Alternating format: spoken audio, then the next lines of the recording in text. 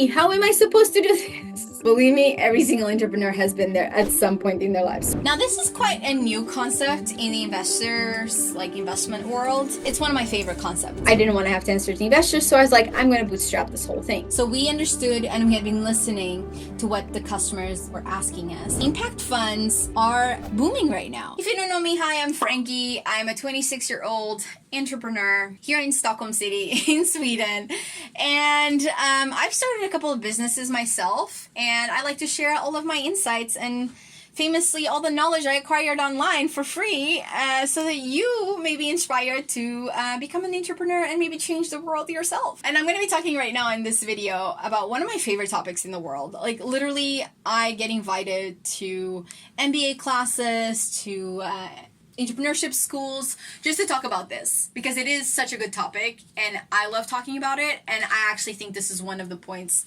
I'm the best at. So, not to brag, but I have pretty good, solid co-founders in my team, and a lot of my friends and a lot of my fellow entrepreneurs ask me, how the heck did you find such great people, Fran? How did you manage to find great, ethical, competent, kind, giving, generous, collaborative, all the adjectives in the world kind of people for your co-founding team?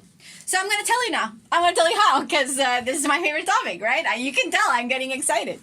So just to give you some perspective first, I started my business, this current business, Experience Stockholm, hello, about a little bit over a year ago in 2023, and we're still going strong, so it hasn't sunk yet. That's good.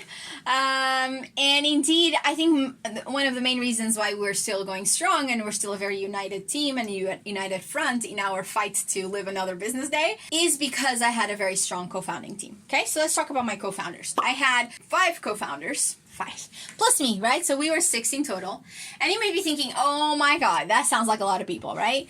Most startup companies that end up being successful can have anywhere between 2 and about 4 startup co-founders. I wanted to have 5 because that just meant I could split up the work a little bit more.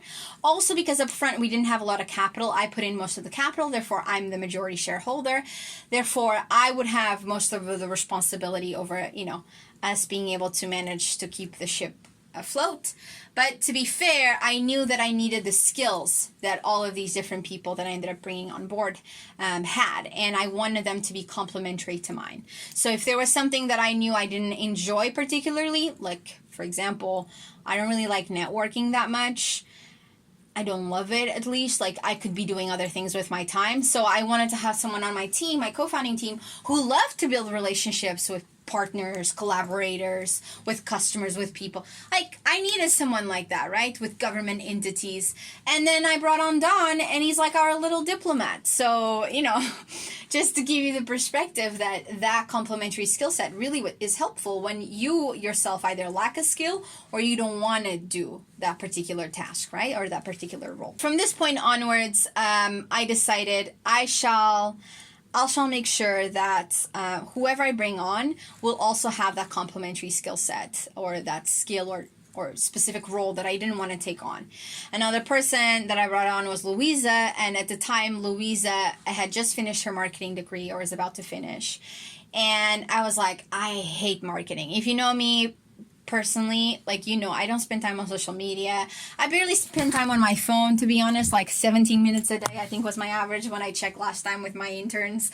They were all laughing at me. Let me be real, because I don't love social media, that meant I really didn't want to spend a lot of my time on marketing. It's not my favorite thing in the world, even though it's essential, and I still do spend a lot of time on it. So I got Louisa for that purpose, and so on and so forth, and we keep going down the line with my other co-founders.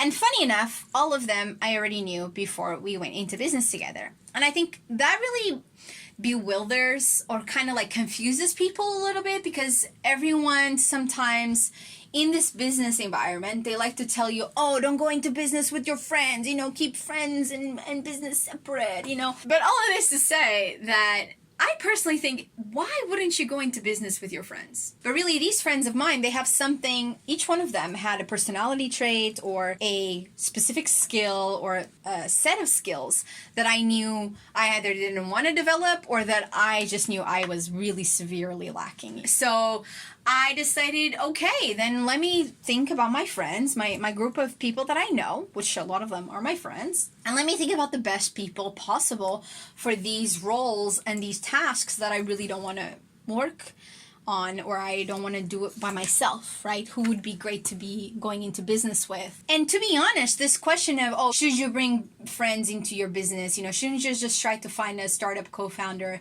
at some random conference or a random event, or maybe an incubator that will match you up based on skill set and personality? I'm like, sure, you can go that route.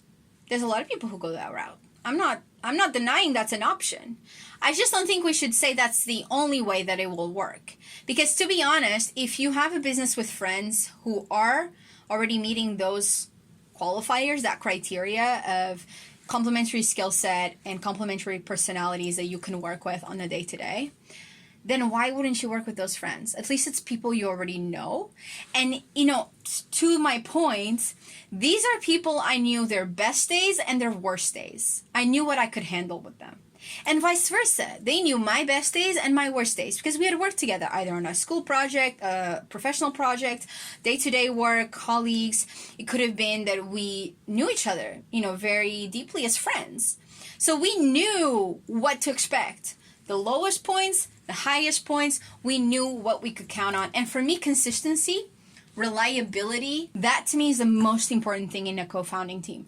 I don't want to have a situation where we are going through a hard time and I go to one of my co-founders and I'm like getting a panic attack because I don't know what they're going to say. Usually when I go to one of my co-founders, I already know what they're going to say because I know them as people and I know what their best and worst response would be. I think this involves a lot of predictability and what you're comfortable with. I, as a founder, as a CEO, I want to have predictability within my close quarters, my environment, right?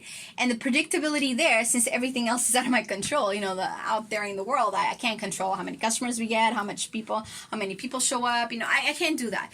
But I can control the people I choose to bring into my little core of influence. And those people, if they're my friends, that's just a bonus. Not only a bonus, I think it's a strength because they already know me and we know how we work well together. We know how we work when one of us is having a shitty day. We know how we work when both of us are having a crappy day. And at the same time, we always know we are aligned values-wise or goals-wise. And if you've worked together, you already know how you work, if you work with each other well or not, right? That's the best part, is just you have track record. So this is how I found my co-founders. I went into my group of friends and I said, who here has skill A, B, and C that I'm lacking or I'm deficient in and I don't want to develop? And then I said, who has time, obviously, and who has the same values? Who wants to build something with me? Who wants to keep learning? These values that our business cares about. Culture of care, generous, kind people, constructive collaboration. Who's collaborative? Who's open-minded enough to listen to feedback and be able to integrate that, implement that feedback? Who cares about connection, human connection? Who's creative? Who's curious about things? Who wants to keep learning?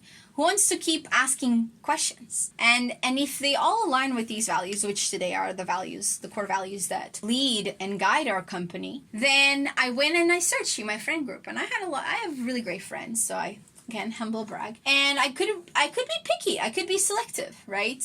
Not everybody's going to meet these requirements. And that's when I usually say, if you're so afraid of going into business with your friends, you're not actually afraid of going into business with your friends. You're afraid that you have no friends that are actually worth bringing into business with. But I think a lot of what I ended up doing was just really selection based on these criteria, and go over the criteria and the people you have around you, and then approach each person and ask them, hey, would you like to be involved? And I had one person who said no, and that's okay. But the people who said yes, they're the people who are my co-founders today. And they're still in the company. Some of their roles have changed, evolved over time. But all of this to say that finding good co-founders really, really depends on who you are first as a person and as an entrepreneur, as a leader, as a manager. And then you have to find people who you can work with, who you can work with usually depends and is based on your previous track record, right? You can't guess just by looking at someone, oh, I can really work with this person. At least I never found that to be the case with me. But if I've worked with you and I know how you work, I know how you work in a team setting, I know how we can build together something, create something from scratch, then you're probably going to be a good business partner for me. I know what to count on. So these are some things to consider. Write down a list of every single skill that you feel you lack, you're deficient in, or you don't want to improve simply. Then try to match it with people in your life that you know have the entrepreneurial spirit, have the same values as you, that would potentially be a good match, okay? So try to match these criteria to people. And the more one person can fulfill these criteria, the better a fit this business partner is. And then approach them and give them a good proposal. Explain your business idea. See how excited they get. If they're already like, yeah, I'm doing it, like I don't need even time to think, then you know they're going to be committed. You know that they want to be involved. And be realistic about the expectations. If they cannot devote 20 hours of their week to this business, then think to include that in the contracts. Everybody should have contracts, by the way. Start your own business shareholder, business partner contract early, just from the get-go. Define the terms. What is expected of each person? Are you bringing in capital? Are you not? What are you going to get in return? And even if it's an informal document, as long as you both sign it, it is clear from the beginning what is the expectation. That will lead to way less confusion and way less conflict later on. So that's what I did. That's how I found my business partners. Hope you enjoyed this series. So I'm going to be trying to add some more videos to my own channel. Let me know if you have any other questions in the comments. I'm happy to also hear any other stories of people who have gone into business with their family, their friends, and it actually worked out. If you want inspired people in the comments, please do so. I would be happy to read your own contributions and your stories. It's been a pleasure. I love talking about these topics, so I'm just glad that hopefully this can help someone else. All right, everybody, take care, and I will see you on the next one. Bye!